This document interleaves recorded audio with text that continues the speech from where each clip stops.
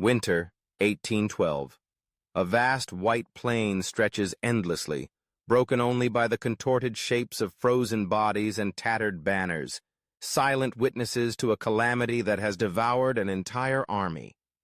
Napoleon's once mighty Grande Armée, 685,000 strong when it crossed the Niemen River, is now a shattered remnant.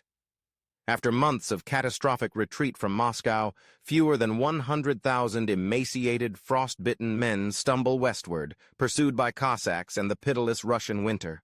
With his dreams of conquest buried beneath Russian snow, Napoleon abandons his broken troops.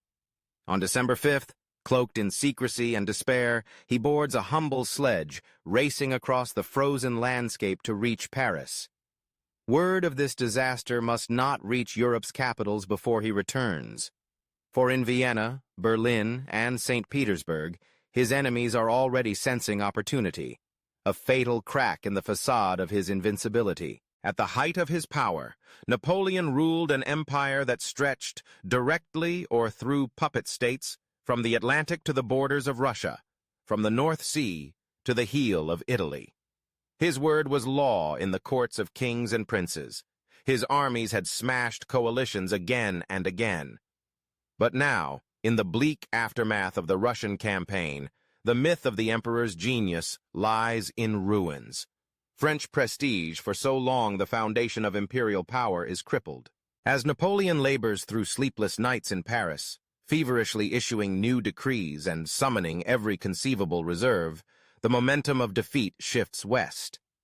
Tsar Alexander I, freed from the humiliating alliance with France, proclaims a holy war against the Antichrist, rallying his battered but resolute armies. Prussia, still licking its wounds from defeats at Jena and Auerstedt, watches for its moment. Then, in a move that electrifies Europe, Prussian General York signs the Convention of Tauroggen with Russian commanders in December. Prussian troops, nominally Napoleon's allies, quietly begin to defect. German nationalists fan the flames. Everywhere under French rule, resentment turns to rebellion. By March 1813, Prussia openly declares war. King Frederick William III, once hesitant and cautious, calls upon his people to rise for liberty or glorious death. Suddenly, the coalition Napoleon fought so hard to keep divided begins to unite, and the heartlands of his European empire, Germany, are at risk. In France itself, Napoleon marshals the last reserves of his administrative genius. Despite the catastrophic losses, by spring he has raised a new army of 350,000 men. These recruits are mostly boys, known to history as Marie-Louise, after the empress who signs their orders. They march with determination, but lack the elan, discipline, and experience of the veterans fallen in Russia. Few have ever seen battle. Many can barely hoist a musket. Napoleon's situation is perilous. Austria, tied to France by dynastic marriage, hesitates on the edge of defection. In Spain, the British under Wellington push steadily north, pinning down French troops in a grinding guerrilla war. To the east, Russian and Prussian forces, now buoyed by the promise of British gold, are massing. Even Napoleon's German vassals, bound since 1806 by the Confederation of the Rhine, are wavering as popular unrest grows at home. Against this daunting backdrop, the emperor prepares to launch a new campaign. His strategy, as always, is to strike before his enemies can fully unite. In late April, he gathers 121,000 men and marches into Saxony, the heart of modern-day Germany. His hope is to smash the Russo-Prussian armies and regain the initiative. On May 2nd, outside Lutzen, his raw conscripts stand firm in their first test of fire. The battle is a brutal, close-quarters affair, fought without the usual French cavalry to screen and scout. Napoleon's uncanny sense for the flow of battle guides him through disaster. When the crack Imperial Guard commits, the Allies' center buckles and retreats. But again, without cavalry, Napoleon cannot pursue or destroy his enemy, a victory that brings little reward. At Bautzen, 2 weeks later, he nearly envelops and destroys the Allies with a brilliant double-pincer attack. But Prussian and Russian resolve stiffens. Marshal Ney's attack falters at the critical moment. Once more his foes slip away, battered but not broken. Both sides, exhausted and bleeding, agree to an armistice in June. Napoleon's army is still perilously short on cavalry and needs time to rebuild. His enemies use the pause not to rest, but to plot his downfall. Austria, under the shrewd guidance of Foreign Minister Metternich, proposes terms. Abandon Italy and Germany, and Austria will remain neutral. Napoleon, intoxicated by past victories and confident in his own judgment, refuses. On August 12th, Austria joins the coalition, and Napoleon's own father-in-law declares war. The Allies agree to avoid direct battle with the Emperor himself, focusing instead on destroying his lieutenants wherever they can. Three immense armies, the Army of Bohemia, the Army of Silesia, and the Army of the North, led by Sweden's Bernadotte, converge on Napoleon's overstretched forces. He faces 450,000 enemy troops with barely 400,000 men, many scattered across a fractured front. Still, Napoleon's tactical brilliance can snatch victory from near-certain defeat. At Dresden in late August, he routs Schwarzenberg's Austrians, inflicting appalling casualties.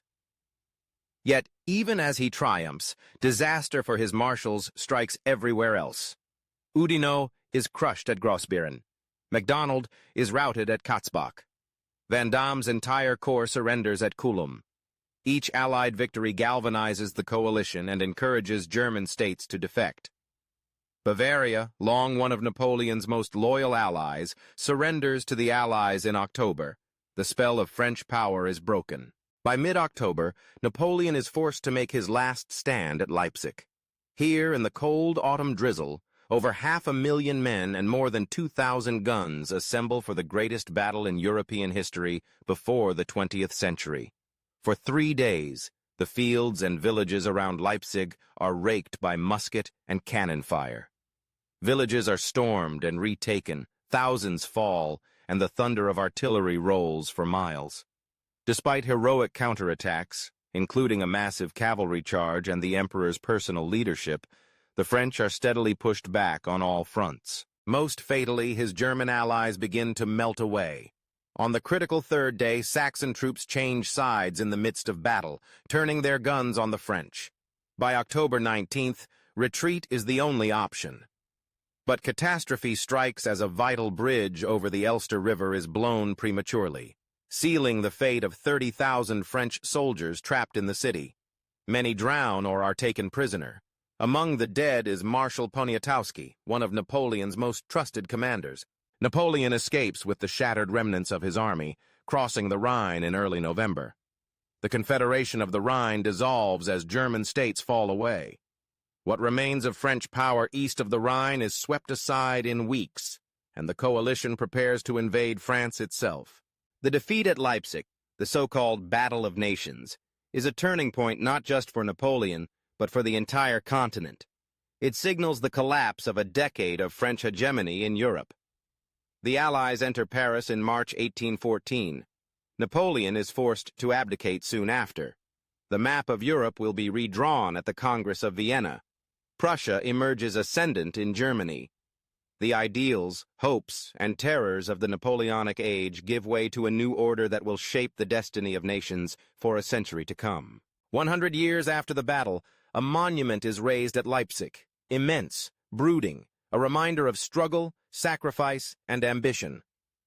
The story of 1813 is the story of how empires rise and fall, and how the convulsions of war echo down the ages. Napoleon's bid for supremacy ended not in glory, but in disaster on the fields of Germany, changing the fate of Europe forever. If you enjoyed this historical journey, please support our channel by liking, subscribing, and sharing your thoughts in the comments. Don't miss our upcoming content.